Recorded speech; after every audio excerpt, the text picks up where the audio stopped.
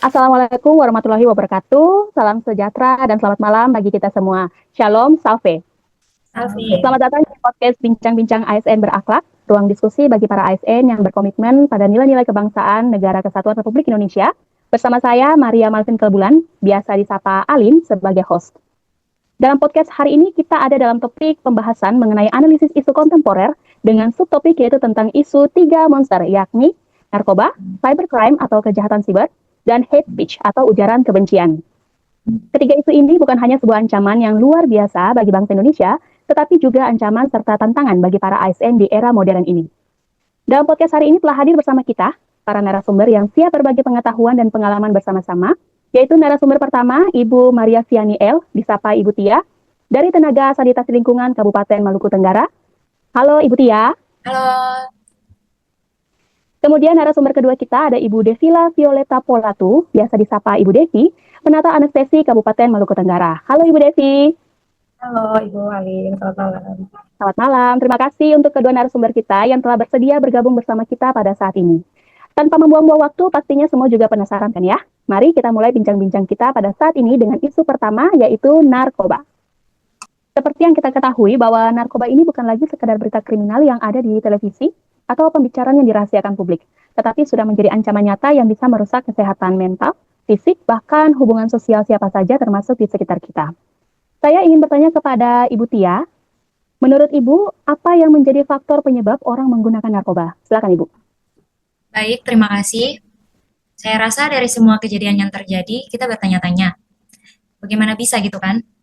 Nah, di sini menurut saya, faktor yang menyebabkan seseorang ingin menggunakan narkoba ini banyak sekali. Kita tidak bisa melihat hanya dari satu sudut pandang, tetapi dari berbagai sudut pandang. Misalnya, kalau berbicara dari sudut pandang pribadi, seperti psikologis, fisik, dan kepribadian. Mulai dari rasa ingin tahu, penasaran, dan coba-coba.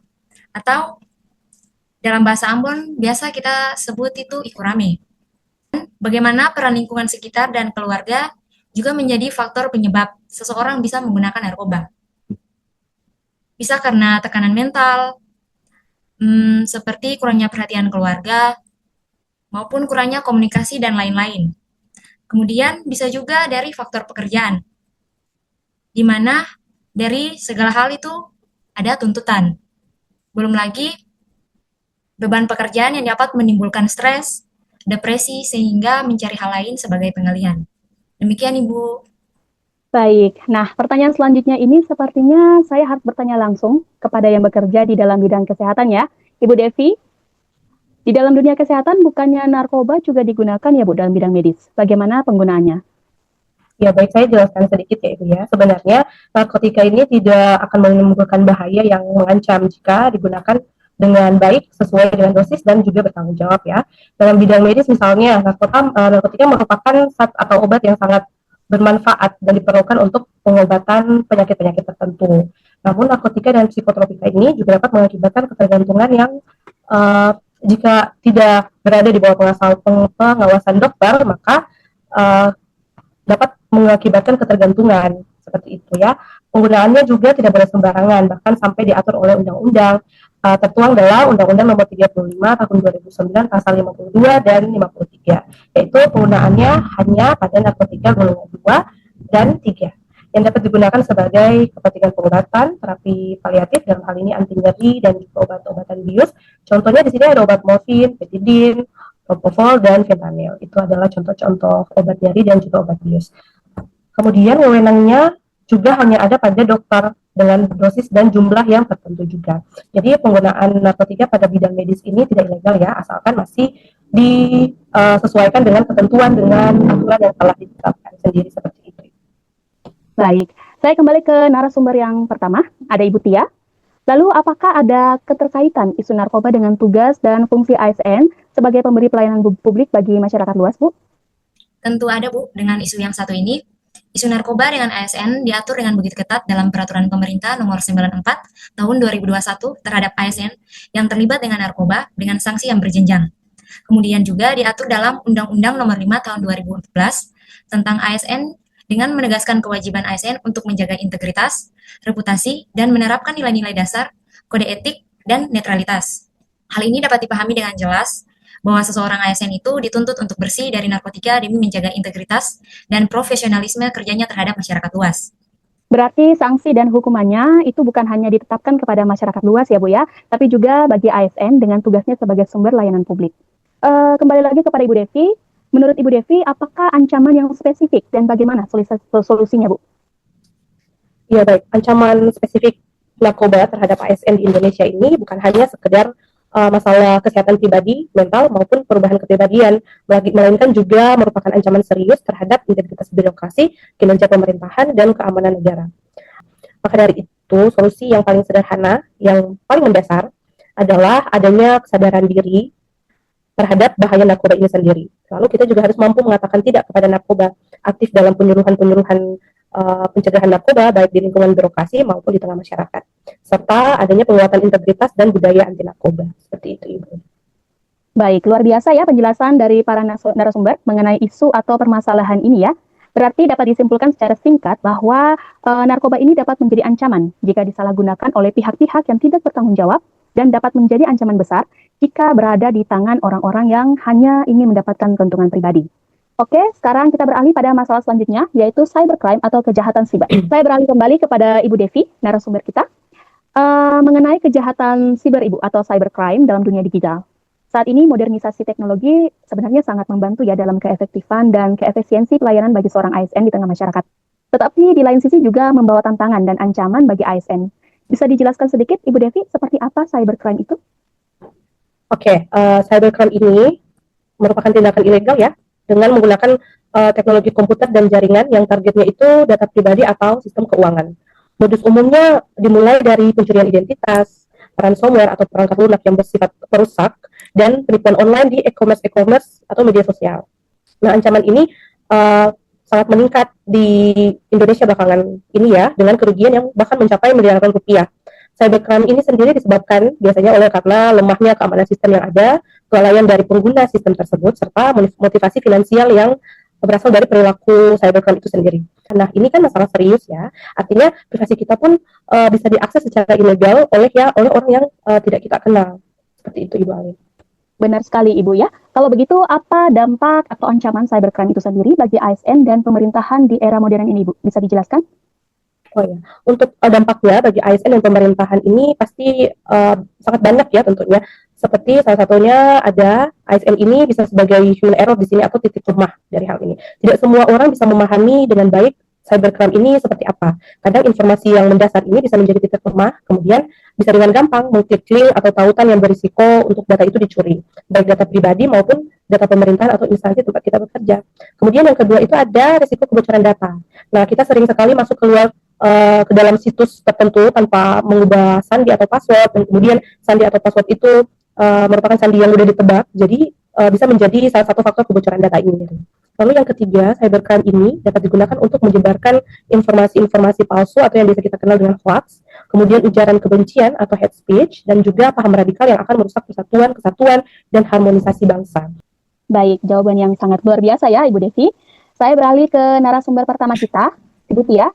Menurut Ibu Tia, apa yang harus kita lakukan sebagai masyarakat dan ASN untuk membantu pemerintah menangani kasus cybercrime ini? Baik Ibu, saya rasa kita bisa mulai dengan hal sederhana, dengan tidak menganggap sepele himbauan untuk mengganti sandi atau password setiap beberapa bulan sekali. Kemudian menggunakan aplikasi yang sudah kita cek keamanannya, dan jangan mengakses link maupun tautan grup yang tidak jelas asal-usul tujuannya. Jadi dapat disimpulkan secara sederhana bahwa ini perlunya kerjasama antara masyarakat dan pemerintah untuk memberantas dan mengatasi cybercrime. Karena ASN ini juga kan bukan hanya wajib melindungi dirinya sendiri dari kejahatan cyber, tapi juga berkewajiban menjaga aset digital milik negara yang dipercayakan kepadanya. Baik, saatnya kita masuk ke dalam topik pembahasan yang terakhir, yaitu hate speech atau ujaran kebencian. Di dalam era globalisasi ini, isu ujaran kebencian atau biasa kita sebut hate speech, ini juga tidak kalah pentingnya dengan kedua isu yang tadi kita bahas bersama. Apalagi di zaman sekarang ini, bermedia sosial merupakan salah satu kebutuhan masyarakat yang paling penting. Menurut Ibu Tia, kenapa hate speech atau ujaran kebencian ini dapat menjadi isu yang marak terjadi pada zaman modern ini? Silakan Ibu penjelasannya. Baik Ibu, hate speech ini termasuk di dalamnya yang biasa kita temukan dalam keseharian kita, seperti provokasi, penyebaran berita atau informasi palsu, hasutan, bahkan hinaan terhadap suatu ras, kelompok, agama, gender maupun suku, bahkan disabilitas. Hal ini dilakukan dengan tujuan diskriminasi atau kekerasan, baik secara langsung maupun lewat sosial media. Ini berarti bisa mengganggu sistem keamanan negara. Apalagi ditambah dengan cara hidup masyarakat yang saat ini hampir ketergantungan penuh dengan sosial media. Jika emosi dan psikis kita tidak dapat kita kontrol, jari-jari tangan kita inilah yang membuat permasalahan terjadi.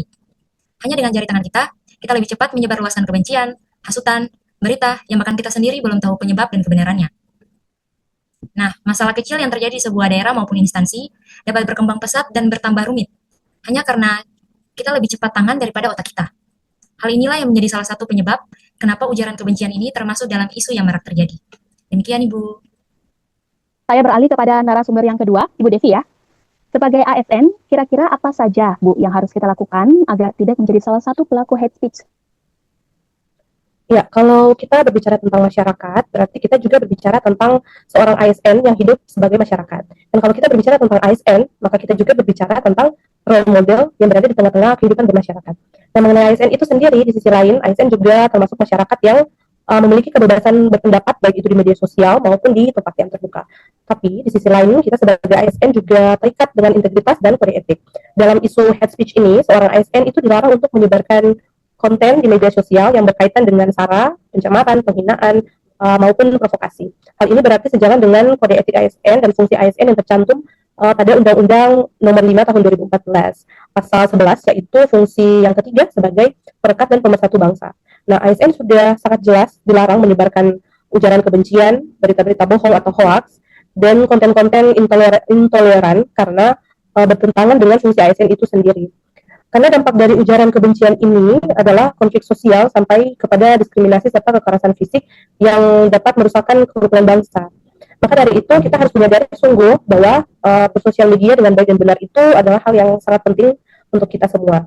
Kita dihimbau agar lebih bijak dan lebih cerdas dalam menerima dan menyebarkan informasi, serta menjaga netralitas guna menjaga citra dan birokrasi yang profesional serta kerukunan antar warga negara. Itu. Benar sekali, Ibu.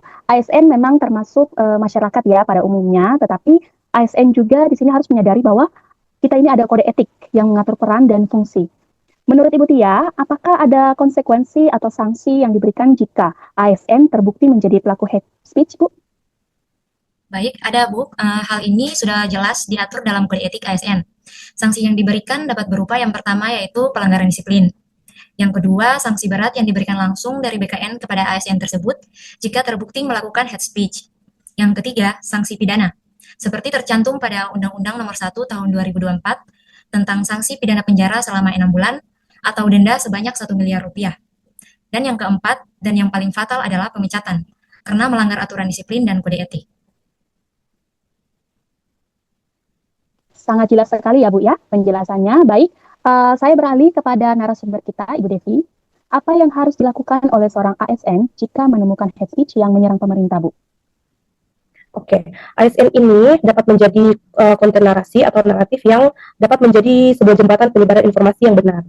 Misalnya, kita sebagai seorang ASN menemukan nih, ternyata ada penyebaran informasi yang keliru dan tidak benar, atau informasi yang dapat memicu provokasi dan konflik. Nah, kita selaku ASN jangan hanya diam saja, tetapi kita membantu dengan mencari kebenaran-kebenaran informasi tersebut dan membagikan kembali informasi tersebut disertai dengan sumber-sumber informasi yang jelas kebenarannya. Kemudian, yang kedua, kita dapat menggunakan platform atau akses media sosial yang benar. Misalnya menggunakan website resmi dari pemerintah atau instansi dan juga berita resmi yang dikeluarkan. Lalu yang ketiga, ASN harus tetap tenang. Kenapa? Agar kita dapat berpikir secara kritis. Jika kita mendahulukan kecepatan jari kita daripada otak, maka masyarakat dapat mempercayai kita bahwa ASN ini merupakan garda terdepan yang bisa dipercayai sebagai penyalur informasi yang baik dan terpercaya. Aktif sekali ya penjelasan dari Ibu Devi dan Ibu Tia sejauh ini. Tanpa kita sadari, kita sudah ada di penghujung podcast ini ya, Ibu Devi dan Ibu Tia dan rekan-rekan sekalian. Terima kasih banyak sudah bersedia bersama-sama dengan saya pada malam hari ini membahas begitu banyak hal mengenai ketiga isu yang sangat marak di Indonesia saat ini. Izinkan saya untuk menyimpulkan perbincangan kita di saat ini dengan 3 poin inti, yaitu yang pertama terkait isu narkoba. Penyebab utama sering muncul dari rentannya mentalitas, psikis, dan lingkungan secara individual ataupun keluarga dalam mengelola stres serta dari lingkungan pekerjaan yang juga dapat menjadi faktor pendukung kesehatan psikis ataupun mental. Kemudian dengan isu cybercrime, yang menjadi faktor penyebab yang paling tinggi adalah lemahnya literasi digital, di mana kita rentan menjadi korban pembobolan data oleh siapa saja dengan kepentingan apa saja. Yang ketiga ada isu hate speech atau ujaran kebencian. Nah, di sini ASN diharapkan dan diwajibkan netral, tapi bukan berarti kita diam ya dan menutup mata serta telinga terhadap kebenaran yang ada ataupun kebohongan yang sedang terjadi di depan mata. ASN adalah role model bagi masyarakat sehingga semua yang dilakukan ASN dapat menjadi sorotan bahkan teladan bagi masyarakat luas. Demikian simpulan yang dapat saya sampaikan. Sebagai penutup, seperti yang sudah disampaikan oleh narasumber kita bahwa jadilah ASN yang profesional dengan cara menjunjung tinggi kejujuran dan menjadi penyebar informasi yang bermanfaat bagi bangsa, negara, dan masyarakat luas. Sekian, terima kasih banyak Ibu Devi dan Ibu Tia atas waktunya dalam podcast malam hari ini. Saya Alin, pamit undur diri dan terima kasih. Salam sejahtera bagi kita semua. Sampai jumpa.